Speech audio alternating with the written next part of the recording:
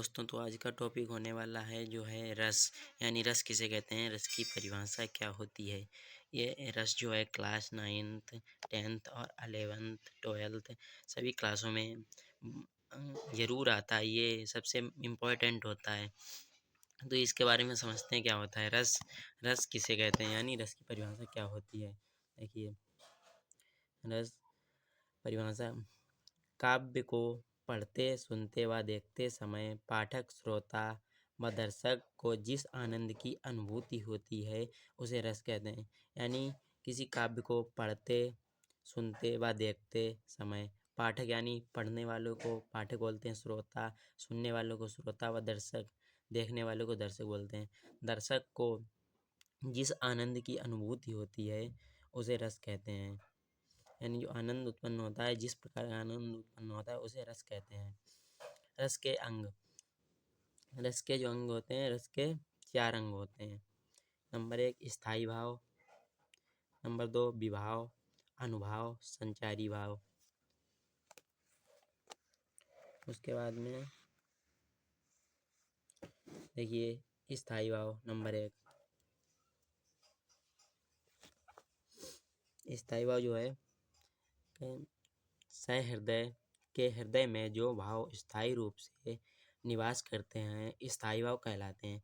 जो मतलब स्थित रूप से यानी स्थायी रूप से निवास करते हैं वह स्थायी भाव कहलाते हैं। नंबर 2 संचारी भाव: स्थायी भाव को पुष्ट करने के लिए जो भाव उत्पन्न होकर पुनः लुप्त हो जाते हैं। यानी जो स्थायी भाव होता है उसे स्थायी भाव को पुष्ट करने के लिए जो भाव उत्पन्न होकर पुनः लुप्त हो जाते हैं उन्हें संचारी भाव कहते हैं। संचारी भाव की संख्या 33 मानी गई है। निर्वेद, शंका, ग्लानि, हर्ष आदि प्रमुख संचारी भाव हैं। नंबर 3 है विभाव: स्थायी भाव को जागृत करने वाले कारक विभाव कहलाते हैं। जो स्थायी भाव को जागृत करते हैं वो विभाव कहलाते हैं। देखिए अब आगे विभाव के 2 भेद होते हैं। नंबर 1 आलम्बन और उद्दीपन। आलम्बन: जिसके प्रति स्थायी भाव उत्पन्न हो वह आलम्बन कहलाता है। यानी जिसके प्रति स्थायी भाव उत्पन्न हो वह आलम्बन कहलाता है। उद्दीपन: स्थायी भाव को बढ़ाने या उद्दीप्त करने वाले भाव उद्दीपन कहलाते हैं। जो स्थायी भाव होता है उसे आगे यानी और बढ़ाने के या उद्दीप्त करने वाले भाव को उद्दीपन कहलाते हैं। आलम्बन के भी 2 प्रकार होते हैं। आलम्बन इसके भी 2 प्रकार होते हैं। वो हैं नंबर 1 आश्रय, नंबर 2 विषय। नंबर 1 आश्रय: देखिए, जिस व्यक्ति के मन में भाव जागृत हो वो आश्रय होता है। और विषय जो है जिस वस्तु या जिस व्यक्ति के प्रति उत्पन्न हो विषय कहलाता है। देखिए नंबर 4 अनुभाव: आश्रय की बाह्य शारीरिक चेष्टाएं अनुभाव कहलाती हैं। आश्रय जो होता है उसके बाहरी शारीरिक चेष्टाएं होती हैं जो अनुभाव कहलाती हैं।